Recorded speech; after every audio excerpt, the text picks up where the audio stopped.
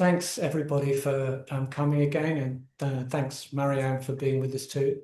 Maryam is an economist with a passionate commitment to global economic, environmental, and intersectional justice. She's spent 8 years working on various forms of inequality and economic and social justice in global philanthropy, collaborating with donors, international NGOs, community organizations, academics, policy officials, and institutional stakeholders. She has over 20 years' experience in research, policy advocacy, strategic litigation, capacity building, and feminist and anti-racist grassroots organizing and campaigning. She obtained a PhD in applied economics from the University of Antwerp, Belgium. She is retrained as a heterodox economist, a little bit with us, and continues to seek out historically anchored, evidence-based, and decolonial perspectives and pathways to drive transformative systemic change and sustainable prosperity. Maryam gave a presentation last October at the Pan-African Conference on Illicit Financial Flows and Taxation in Johannesburg. And Gabby and I got to see what was in that presentation, and we liked it so much that we asked her to come along and share the presentation with us, which she's agreed to do today.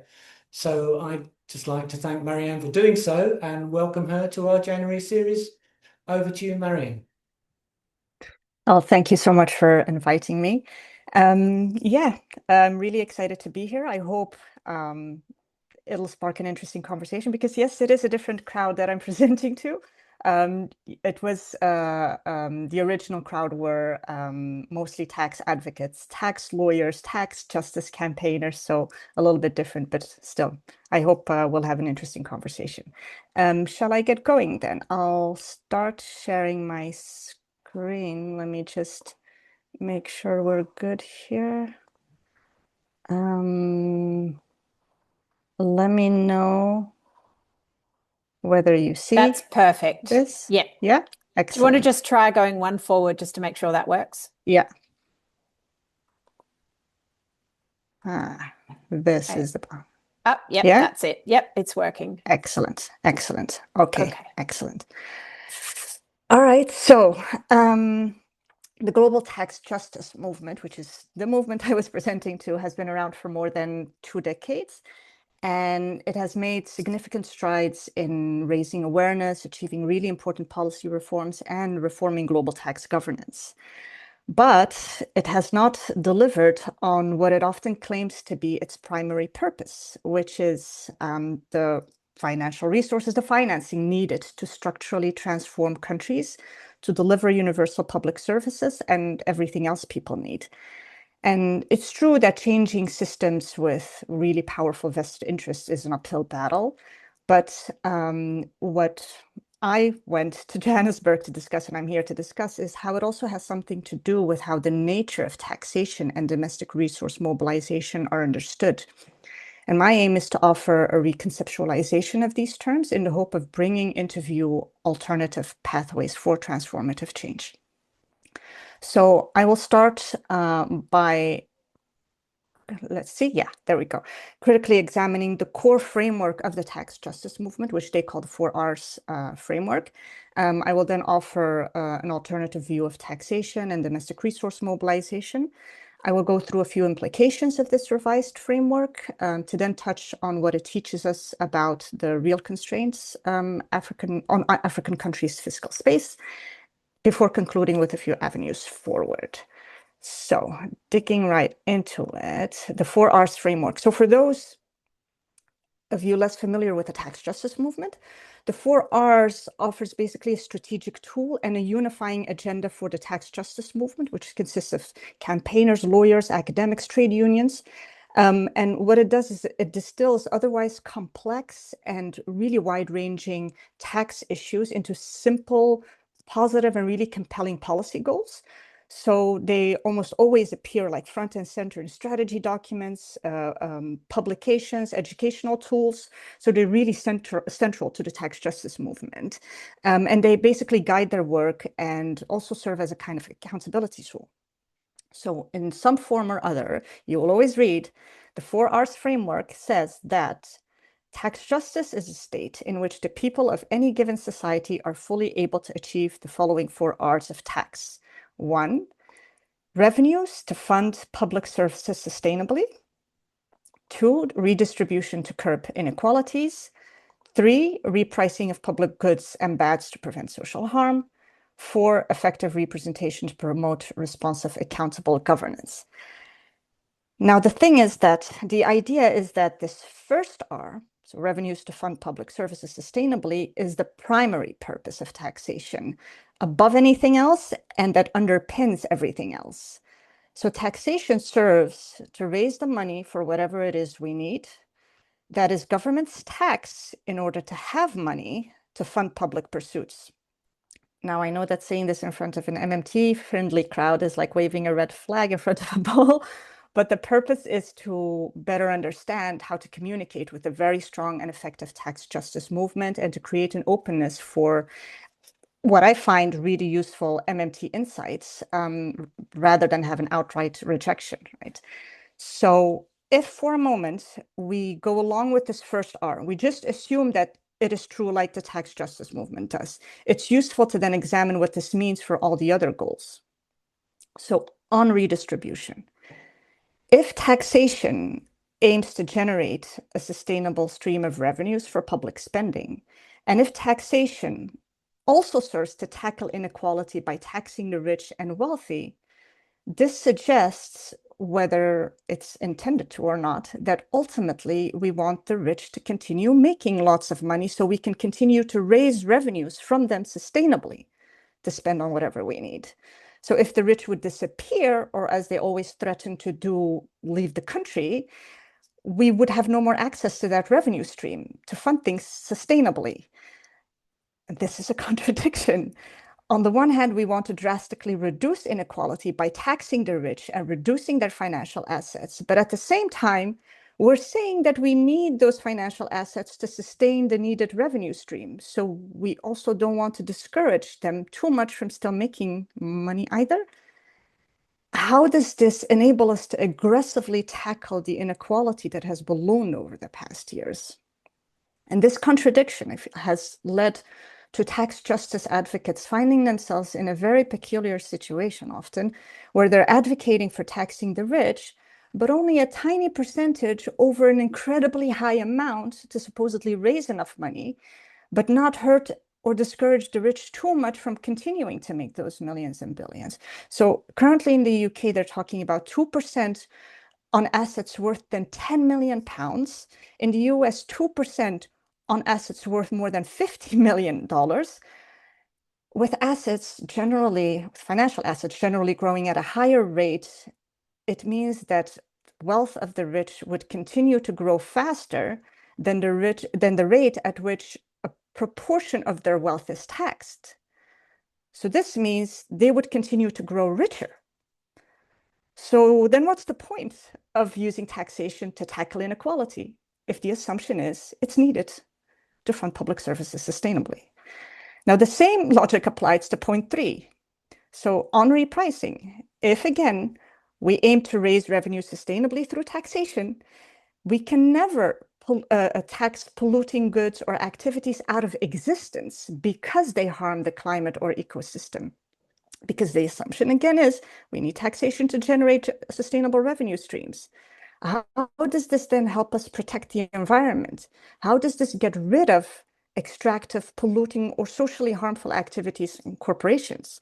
If we need them for their money, but also need them to stop their activities or release their control over critical resources, how can this be squared? And then finally, on representation, slightly different because generating revenues for spending does not entirely underpin this goal, but it does shape our understanding of it. So if taxation serves to generate revenues for public spending again, and if through taxation there is meant to be representation, it's not surprising that then many people come to believe that those who pay more in taxes should also have more say on how resources are spent and policies are shaped. So we're kind of implying that it's justified for the rich, when they actually do pay taxes and not evade them, to have more say and control over our political economy because they just pay more.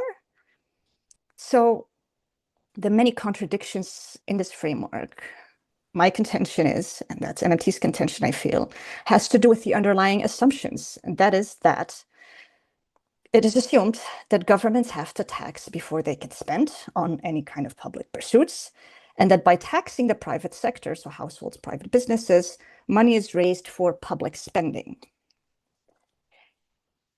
You know who completely agrees with this view? Margaret Thatcher. And I quote, "Let us never forget this fundamental truth. The state has no source of money other than money which people earn themselves. If the state wishes to spend more, it can do so only by borrowing your savings or by taxing you more. It is no good thinking that someone else will pay. That someone else is you. There is no such thing as public money. There is only taxpayers' money." And this is kind of the mind trick neoliberals and many mainstream economists have pulled to entrench the austerity framework and ensure people don't make any demands on their elected officials and representatives. So by making people believe that if they demand anything from their government, they're going to have to foot the bill. They're going to have to pay for it themselves through taxes. And many in the tax justice movement, and generally on the left, right, are really radical in their rejection of neoliberal policies and thinking. But this kind of shows that they haven't completely cleared their mental frameworks from the assumptions of this hegemonic austerity doctrine.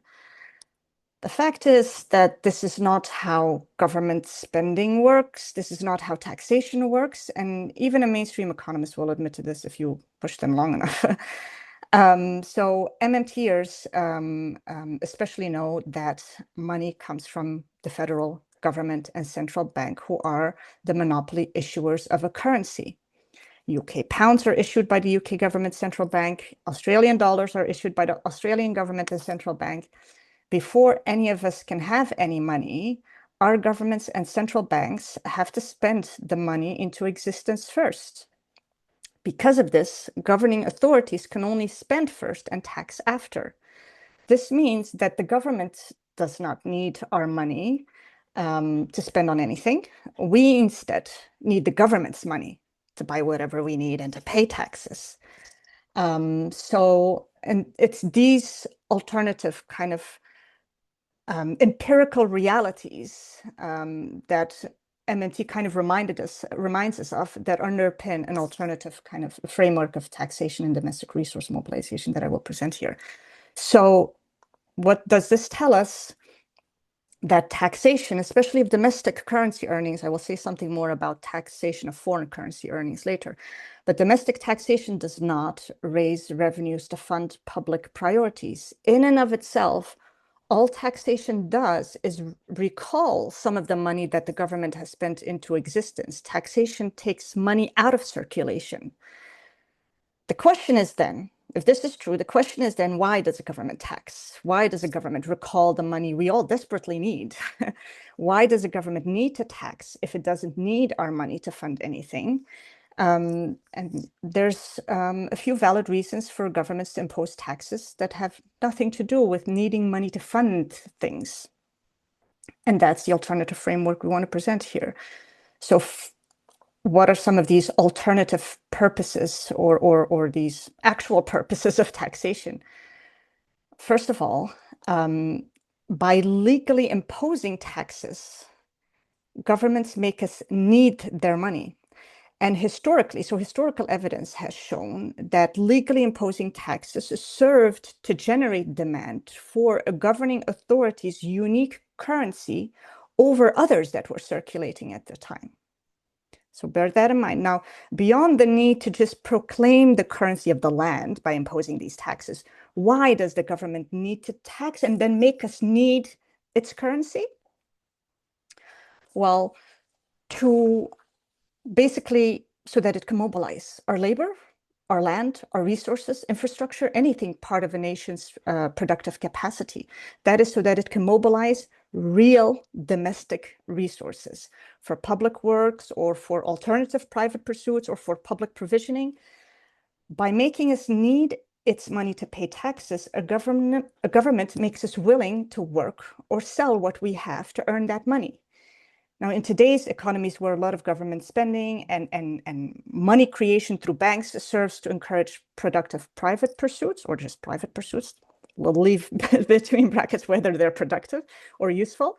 So taxing back some of that money allows parts of the productive resources that would have been bought with that money and spent on private pursuits to be redirected and potentially become available for purchase by the government for public works in a way that does not create inflation.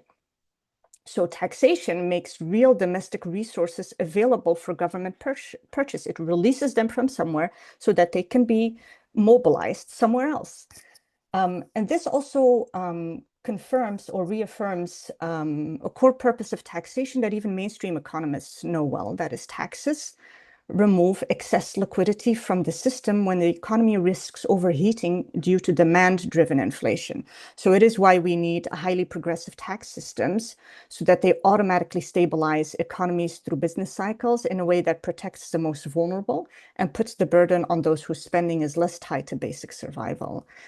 Also, when there's inflation pressure in very specific sectors that results from abuse of market forces driving up prices, taxation, in addition to regulation as well, which I think is probably more important here, but taxation can also be used to chip away at that abuse of market power by destroying the gains, for example, through windfall taxes or other forms of taxes. Taxation also helps us reduce inequality. Really, not by taxing the rich a tiny amount, but by taxing them aggressively to destroy the money they have amassed and by which we have enabled them to command resources for their own private use. Productive resources that we desperately need for public services, infrastructure, sustainable energy, food sovereignty, and the list goes on. So an MMT-informed framework basically emboldens us to take away the wealth and financial assets that allow them to capture and shape policy, to turbocharge extraction from lands, workers, vulnerable communities, and thereby weakening the foundations and the stability of our economic system. Finally, in this framework, taxation is an actually effective way to discourage polluting and extractive goods, activities, or industries, because by taking back money, it helps destroy the ability to command and use resources for life-threatening rather than life-sustaining economic activities. And again, there is someone who instinctively grasped this alternative understanding of taxation by studying the brutal reality of colonialism as a historian, and that is Walter Rodney. So the author of How Europe Underdeveloped Africa and Decolonial Marxism, and a few other books. And the reason I draw on this one, because this is the first book that made me realize how I was completely brainwashed in my neoclassical economics training. While I had marked this passage in my copy of the book as well, I have to admit it's not until I read MMT, and in particular Matthew Forstetter's article, Taxation and Primitive Accumulation, the Case of Colonial Africa, that I realized what it actually meant. So again, I quote, "In those parts where land was still in African hands, colonial governments forced Africans to produce cash crops no matter how low the prices were. The favorite technique was taxation. Money taxes were introduced on numerous items like cattle, land, houses, and even the people themselves. And money to pay taxes was got by growing cash crops or working on European farms or in their mines."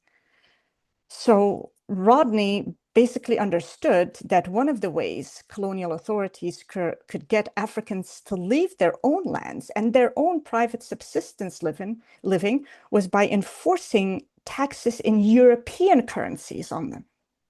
So Africans had no other way of getting their hands on a colonial currency to pay taxes, but to work for the colonial authorities.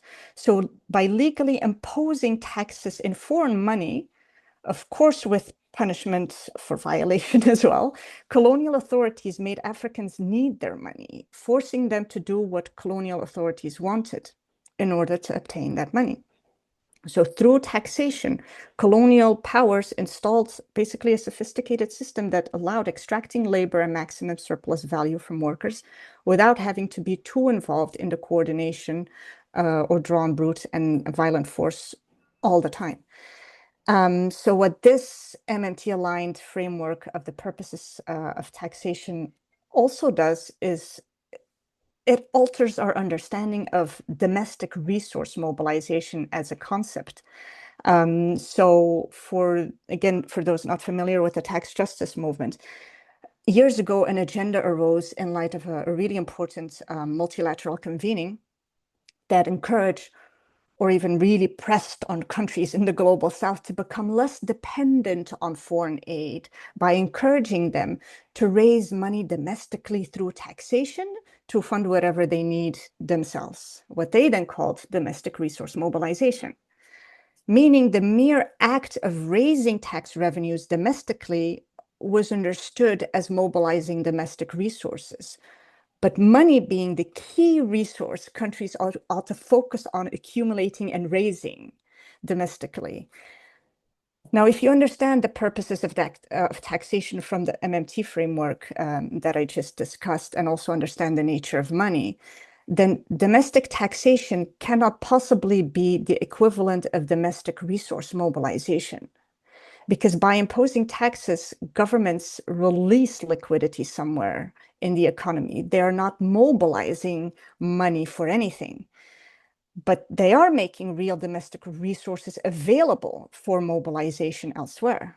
That is, taxation releases real domestic resources from specific private pursuits for purchase by governments for public provisioning or alternative private uses, more useful pursuits elsewhere. So taxation enables real domestic resource mobilization. They're not one and the same thing, and the resource is not money. The resource here are the real resources, land, labor, infrastructure, all of those things. So taxation, again, enables real domestic resource mobilization or redirects these real resources from one sector to another. It doesn't actually pay for it. So it is still government spending and money creation that pays to mobilize domestic resources. It's money that puts labor to work. It's money that buys land. Money is what allows the purchase of mines, the hiring of labor. Taxation, recalling that money, can enable domestic resource mobilization by ensuring these real domestic resources are available for purchase. Now, what are the implications of this? The implications of this revised framework is that it allows us to decenter and make us less dependent on the rich and the polluters, extracting corporations, because we don't actually need them in order to spend for social provisioning in particular. So this framework instead encourages us to redirect our attention higher up the decision-making chain to the government and central banks and just banking in general to ask questions about spending and money creation in addition to taxation. It raises questions that go to the root causes of why we seem stuck in a reality we're not able to alter. And it directs our attention elsewhere. So the questions then become, if governments spend first and tax after, and if it's through government spending and money creation rather than taxation that domestic resources are effectively mobilized, real resources are mobilized, why don't governments spend on things that people need in the first place and mobilize and organize to mobilize real domestic resources accordingly to serve public pursuits? If the government and central bank are the monopoly issuers of the currency and sit at the top of the financial system, right? Can't they just spend as much as is needed to deliver public services and the infrastructure people need? Or do governments face constraints that prevent them from doing this? If so, what are these constraints? And in particular, what are the specific constraints African countries face that shape their fiscal space? The reality is that African economies are to a greater or lesser extent still characterized by neocolonial economic structures. I mean, that's the global system anyway. But you may have listened to Fadl Kaboub's brilliant lecture about how African countries today still suffer from 3 structural disadvantages: dependency on food imports, dependency on energy imports, and low value add exports. And this reality has its roots in colonial era structuring to ease extraction by and in the service of foreign corporations and powers. It was only further entrenched over decades through structural adjustment programs, subsequent iterations of conditionalities placed on countries who borrowed from IMF, World Bank, governments, private creditors in the north. This severely limited governments' self-determination, sovereignty, and ability to even end this dependency, because especially these conditionalities put limits on their ability to use economic levers to do this. This reality puts African countries in a position where they feel they are compelled to constantly manage the exchange rate to ensure they can always access key foreign currencies to pay for critical imports or to pay the foreign denominated debts. This constrained monetary sovereignty severely constrains African countries' fiscal space. So that is the need for foreign currency means that the government and central bank cannot spend as freely as they otherwise would in their own currency, as they have to constantly be worried about managing the exchange rate. They have to prevent putting downward pressure on the exchange rate, which would make it harder to acquire foreign currency for those imports and debt payments, right? And these constraints limit how much African governments are able to spend, not a lack of domestic currency that they supposedly acquire through taxation, which they themselves issue. So this also explains why you actually find many governments quite happy to support increased taxation and bringing vulnerable, even informal workers, like vulnerable workers within the reach of the taxman, because it helps reduce the pressure on the domestic currency and make real domestic resources available for those who can pay or who function or who bring in those foreign currencies, perpetuating the cycle of extraction and exploitation. So in a situation like this, it's true that being able to obtain foreign currency tax revenues, so through taxation of foreign currency, does help a little bit. Foreign currency tax revenues add to foreign reserves and help pay for some of the imports and foreign denominated debts, creating some fiscal space.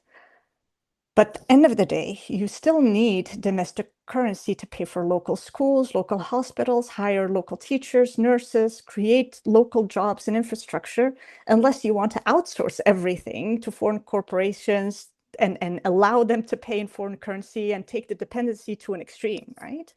If we want a future that is decolonial, that is characterized by self-determination and self-reliance, the question is, how can monetarily constrained African governments find a way to decolonize and transform their societies to deliver the public priorities that people need? And so the ultimate way forward is to just go back to the beginning of the story and understand that everything begins with government control and coordination, basically government spending, but also that what is important to know is that not all spending is equal.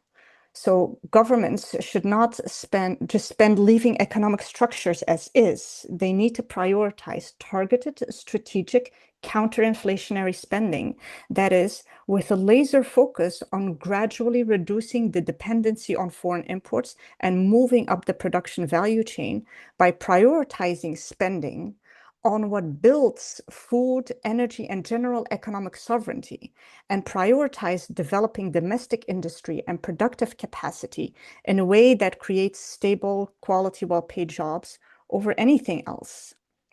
And the core contribution, I feel, of MMT here is that it draws your focus to the real resources that you have and the technology that you have or need for whatever public purpose you want to pursue.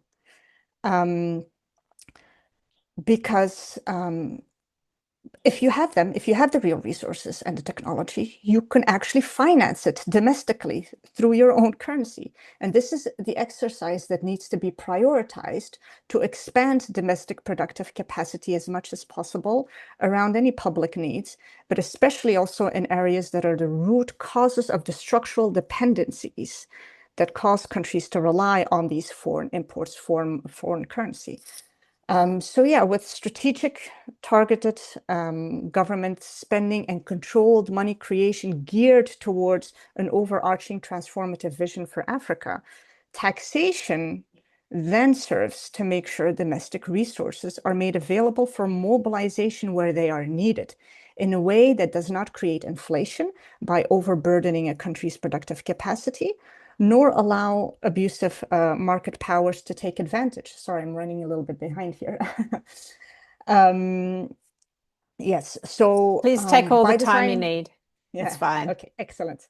I'm almost finished. So by designing effective tax systems, we can actually aggressively tax wealth, pollution, extractive corporations, foreign ownership of critical assets, monopolies, loose destabilizing capital, anything that is harmful, that is not help us, that is pulling real resources where we cannot afford to have them.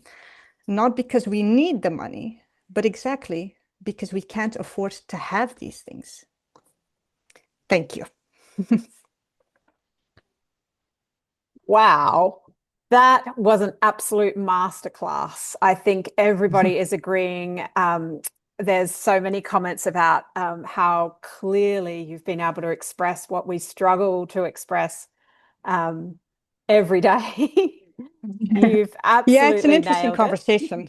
Yeah, it's an interesting conversation to have with the tax justice movement. And again, like, I guess I've heard of, or I've listened into a couple of conversations between MMTers and tax justice advocates. And I guess my position is a little bit different because I worked in tax justice as well for a long time, right? Like, there's a couple of pursuits that are really important.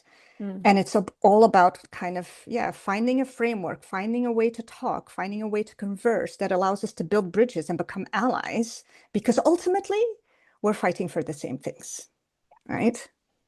100%. I just wanted to make sure that you get a chance to see these comments, Maryam, because yeah, I'm not seeing.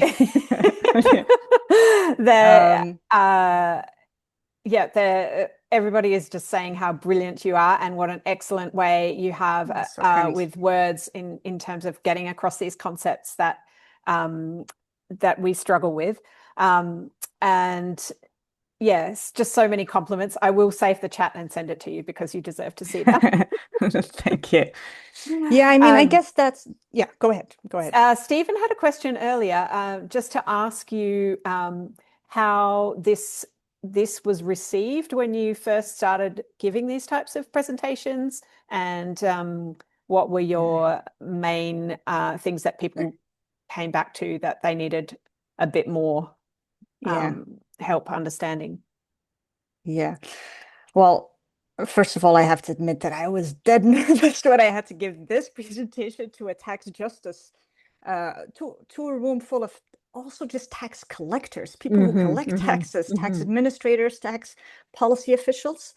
But because I think it was in South Africa and the context was the Pan-African Conference, these are people from Africa where they feel and they experience the constraints in a more, I guess, severe and brutal way than we do in the North, right? Where there is a lot of money. It was received surprisingly well. It was received surprisingly well. I think a lot of people were just taken aback because for a lot of people, these perspectives and this understanding was really new. And yet, when we talked, especially when they started asking questions, you could really notice that it made sense. Suddenly, kind of like everything made sense, because a lot of empirical realities and truths that underpin this particular heterodox perspective are things they already know. It's not about the money. It's about the real resources. Everyone knows Africa is rich. Everyone knows Africa is wealthy. But because the focus is always on like raising money to do things, we don't have enough money to do things. So actually we're poor because we don't have enough money to do things. But they know actually Africa is rich. And this, what we did here is actually just shift that thinking and make them realize, yes, there is a lot of wealth.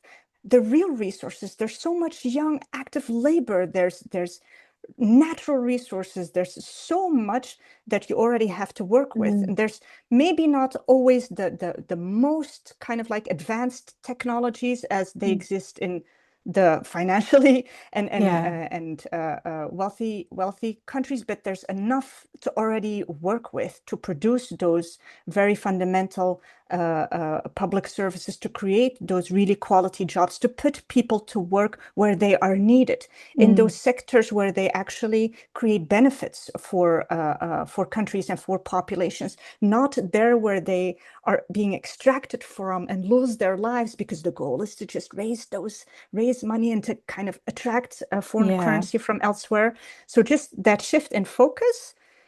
And again, because it really just resonated with their lived experience and with their what they already knew to be true about African countries, that they were being extracted from, that these economic structures are designed to keep them stuck in that situation of dependency. That just really resonated. So yeah, I got a few comments of people where they were like, well, you just made me question my entire career, my entire life purpose. But yeah, there were really interesting conversations. And I guess what they needed help with really grasping is, like understanding better than what this means practically. So what do we do moving forward from it's kind of this? What does devastating, this but mean? also hopeful, right? Yeah. But also, like, don't forget, there's an entire like industry and an entire system around designing taxation a certain way, around kind of pursuing certain kind of policies. And so this means, changing that advocacy, changing kind of like what you focus on, what you ask questions about, and what you pursue. And also, it brings into light a lot of those other constraints and makes them more prominent. The questions around those like dependencies and monetary constraints, like why are those still the way they are from the colonial era? Why are we still dependent on these things? And how can we change that? And how can taxation be one of the levers that we use to bring that kind of like transformation about? But it's only one, and it's not the ultimate answer. That is also what I try to kind of like, not everything, I mean, just this perspective of not everything stands and falls with taxation. There's another aspect to the economy where money is created, where the way money is spent, and all of those systems are designed, that we need to be asking questions about and looking at.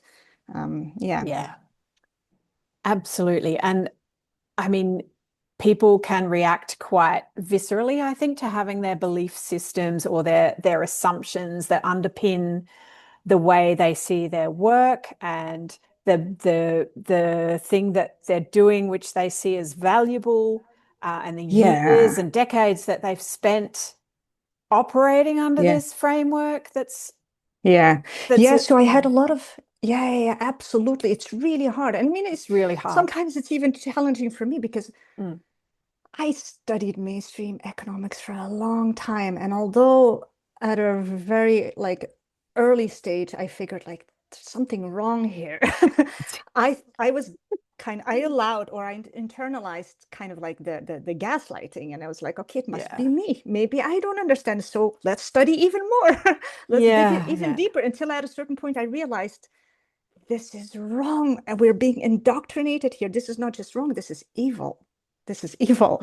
And so for a lot of people, it's really hard, because this is what mainstream economics also, like the popular discourse is really strong. The teachings in mainstream economics, although they don't really kind of like support everything about this fairy tale presentation of like tax solves everything and everything starts with taxation, it does kind of like fundamentally underpin the same austerity doctrine and kind of like the entire idea around balanced budgets. That's the primary purpose, and a government can only spend by borrowing and by taxing. Like that entire framework is underpinned. Like when you've had nothing but that, and everything in public discourse supports that, even like supposedly progressive critical spaces are still in that kind of, we need to tax, we just need to tax the right people, but we still need them to tax them, and we still need them. It's just kind of, it's just too entrenched. So there were a few people that I met who were also like, who found it really hard to step away from this perspective, and who were like, well, you believe one thing and I believe something else. This is not a matter of perspective or opinion, or this is how something works operationally, grounded in historical evidence, in contemporary operational reality of how kind of like money works and flows and how monetary systems work. And the other one is ideology. It serves certain purposes. It's based on a lot of assumptions. And it kind of like creates conditions that are not to advance social and public prosperity and sustainability, but that serve to create ideal conditions for capital accumulation and net appropriation from global South countries and oppression of workers and domination. Keep things the way they are. All of the things we like so much, right? Yeah. So yeah, that I find still hard to help people understand, because I gave this presentation. I didn't bring all of the evidence and all of the graphs and all of the data and all of that to show like this is how it actually works. I just brought the conclusions and the facts. And for some it really resonated. Like I said, most it did resonate because it tapped into something that they already know is true. And for others, it's just really hard because, like you said, it questions everything that they've been working on for so long. You planted a seed, though, Maryam. Sometimes it takes years. And that's also, I think that's also what we need. Although I realize, obviously, the crises and the challenges we're facing in today's world are really urgent. Climate inequality, like just mass deprivation, and then the backlash that we're seeing right now in terms of more wars, more kind of like military buildup and oppression of people and stifling democracy and any kind of questioning of the system. But at the same time, like this is the balance that I struggle with myself. Like there's the urgency that you see and you want people to get on board quickly, but at the same time, you need to have grace and patience with people to really have that conversation and to hear their perspective and to understand what they're trying to pursue, and to build that bridge, to really bring those alternative perspectives. And this is not just about MMT, right? MMT for me kind of ties everything together. And because it's about money and monetary systems, which is really at the heart of like our global, financialized capitalist system. But there's the other perspectives, that where we draw from feminist economics, ecological economics, Marxism, and all of that. Like it just gives meaning and ties everything together. But yeah, it takes a time for people to create that window and to let it sink in, to then come up with something different. There's a comment here from Andrew. He has asked about, I guess, a kind of a transfer of well, let me just read his comment. Andrew says, I would be interested in... That's all right. I would be interested in... I can probably express it better than what I just... you go ahead, Andrew. Sorry, yeah. I used to think from listening to Fadel Kaboub that it was all about, what did global North countries have to lose simply by generating their own currency to help out global majority countries. But it's not quite as simple as that, because I've been contemplating from your talk about really it's a transfer of access to the real resources that global majority countries produce from prioritizing being prioritized the global North countries to the domestic countries themselves. And it's also about being forced to accept waste from global North countries. So really, it's colonialism in the form of real resources. And I don't think global North countries are going to do that without putting up a fight. And it's going to be very challenging in their own domestic political situations to sell that, really. Absolutely. That's not a question, but I'll just be interested. Yeah, no, an insight. No, absolutely. No, but that's exactly it, right? Because I guess that's another challenge that I didn't really go into, that we face, and that I guess maybe is a little bit what makes a lot of these progressive campaigners and tax justice advocates, but also just economic justice advocates, a little bit hesitant, because they feel in the current system, exactly as you described, the way it currently operates, it's just like, yeah, neocolonialism. The interests are so deeply entrenched, and it's all about extracting these real resources to make profits. What they see is, with the little we're already asking for, the system is already kind of like fighting back massively, because the way things are organized right now and the way certain powers get to dominate and get to shape like contexts to serve their own interests, they don't want to cede an inch. And then we come from all of these heterodox perspectives, right? And we say, you need to be more radical. So they're thinking, we're already kind of getting so much pushback, and we're hardly kind of moving forward with what we're already asking for, let alone if we were to be as radical as we actually need to be to really challenge the root causes and the key structures of this entire system. And that in itself makes certain people really reluctant and hesitant, because we're asking more. We're asking more radicalism. We're asking like more kind of like a stronger dismantling of this system and real radical alternatives. And that's hard, because if you see what's like, just look at the world, what is already happening right now in terms of countries trying to ensure that they determine kind of how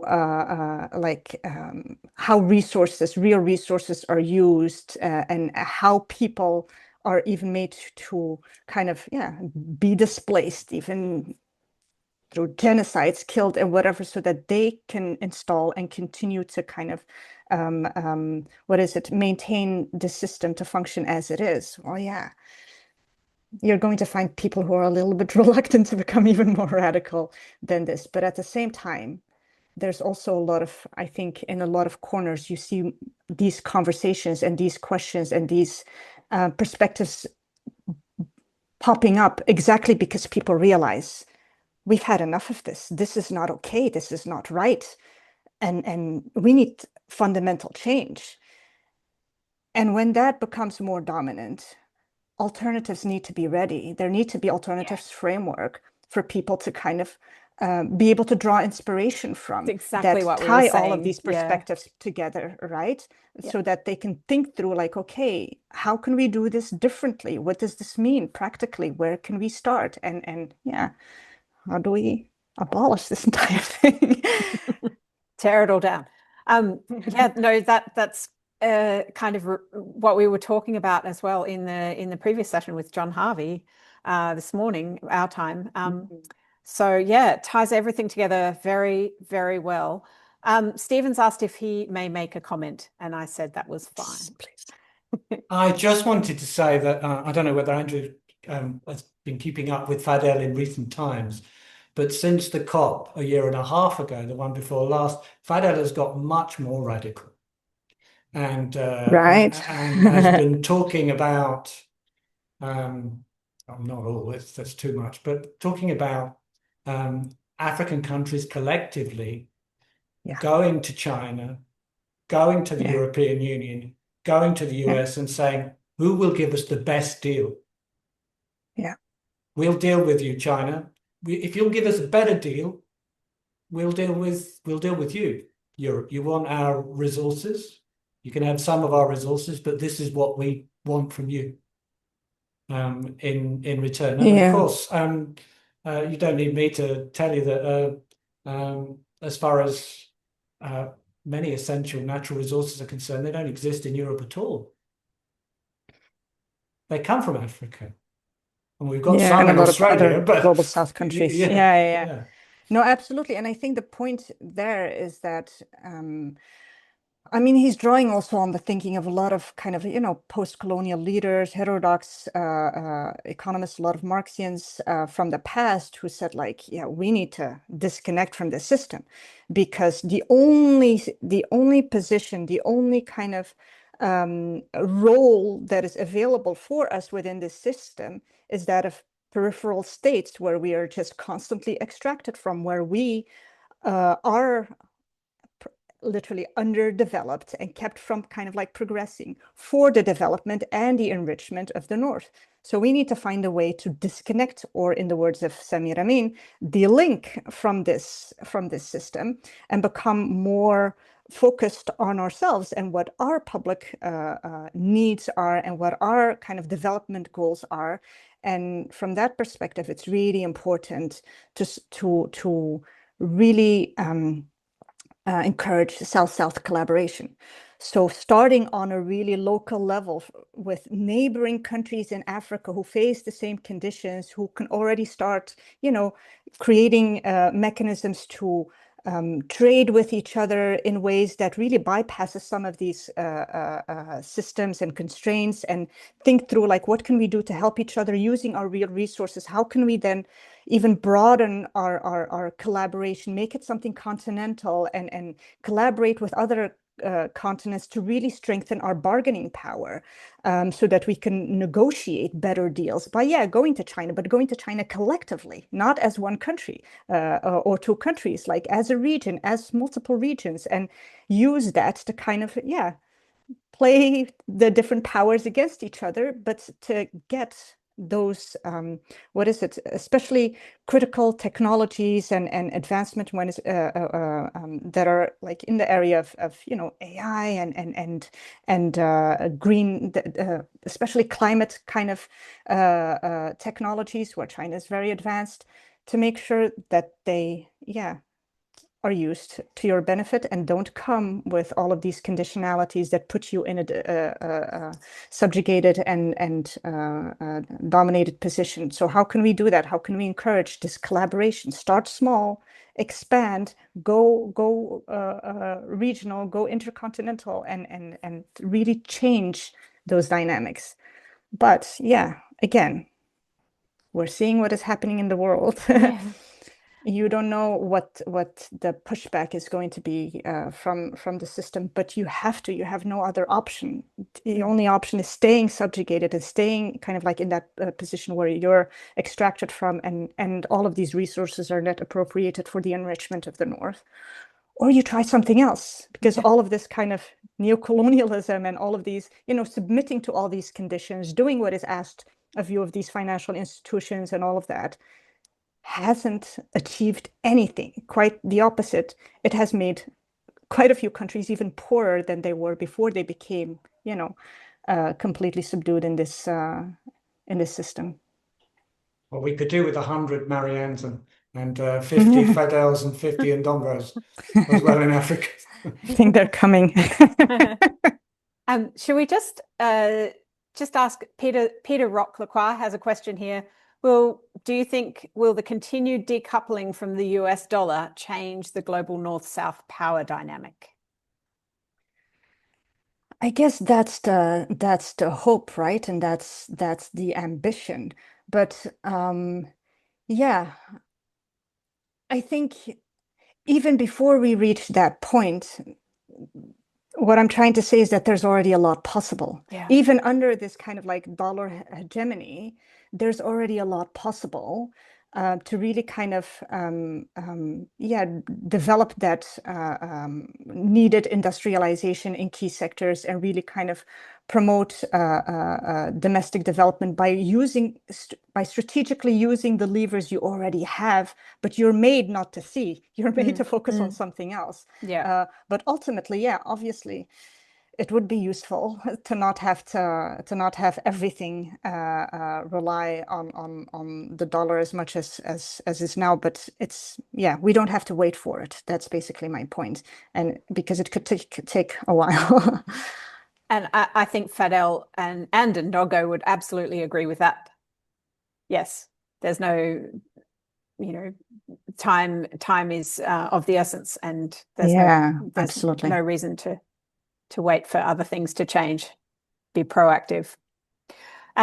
Would anybody like to ask a question? Put your hand up, or perhaps make a comment.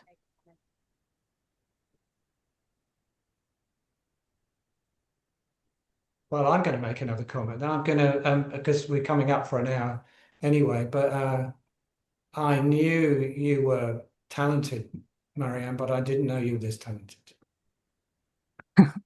That's very kind of you. Thank you. Well, it's a burden to carry on your shoulders, actually, because That's very kind. Ultimately, I just want to build bridges. I'm really passionate about social and economic justice, and whatever we need to bring that about, and whatever we need to kind of have better conversations and really being able to build better ties and relationships and really bring on board as many people as possible. That's ultimately what drives me, but I still have a lot to learn as well. So, but I'm excited. I think today's presentation has really given me a bit of inspiration about how neatly we can express these things if we just distill it to, like what you said about the reasons for taxation.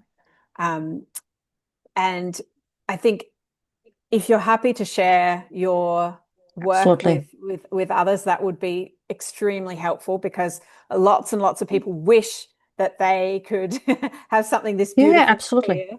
Absolutely. And it's just wonderful to have these things to draw on. Tony had a question. Tony had a question. Oh, sorry, I missed that. Tony asks if you have published any of your material.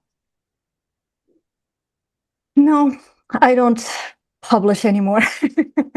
I left academia a long time ago, and I guess I'm still an academic somehow. I still think and research and read, and but I don't have a platform for publication anymore. I should maybe start just writing as an activist again, because I also left that behind.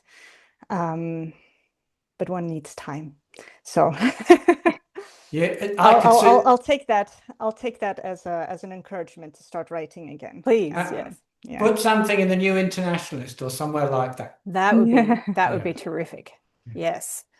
Somebody suggested set up a Substack. Absolutely. Or you could use our Modern Money Lab working papers site. Oh, well, I think Maryam's got enough to do. Probably, We'll just we'll talk. Yeah. We'll talk. No, this is absolutely great, and such a good way to finish our series. Of course, we'll have more talks throughout the year and presentations from our current students and possibly our graduates as well. So you haven't heard the last from our online talks by a long shot, but this has just been the perfect way to wrap up the series. Yes, the slides will be available. Definitely we can do that. We can post them in a link from the video. And just really want to thank you, Maryam, and it's so inspiring. It's really, really great presentation and extremely useful, and it is. Made our day. Could we just, before we finish, I'd also like to thank Gabby for organising all these things. There's a lot that goes on behind the scenes. We've had 7 talks. Thank you. And she's going to be busy also organising events in Australia and New Zealand, probably. And we're coming back to England, and we're going to Belgium, and we're going to Sweden, in case anybody's in any of those places.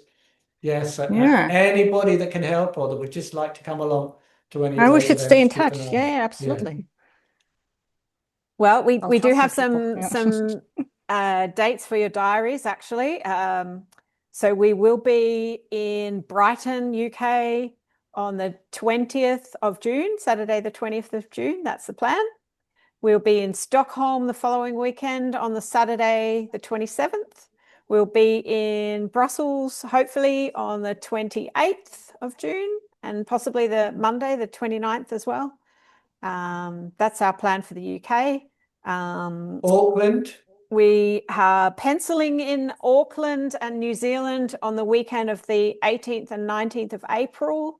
So New Zealand friends, hopefully we might be able to catch up. I think we're going to the South Island on the 19th, aren't we? Well, that would be terrific. Don't We do even. have a good friend there in Morgan. So that would be great. So if you know anybody in any of those places, we'd love to have a chat. We're going to be talking about anti-austerity economics, which is pretty relevant wherever you are, especially New Zealand. They're having an election soon, and the UK.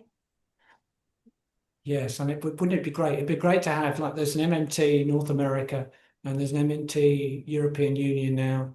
You know, not that Africa is one homogeneous entity, but it would be great to have an MMT Africa one day with absolutely Fadel and Dongo and Maryam and Yeah. 30 other people. Yeah. That is fantastic. Okay, well, I think I'll stop the recording there, but just, yeah, thank you so much, Maryam. Brilliant presentation, brilliant answers of questions. Yeah, you just gave us a masterclass tonight. Thank you. Really, really impressive. I'm glad it was useful. Thank you for organizing and for inviting me as well. Thank you.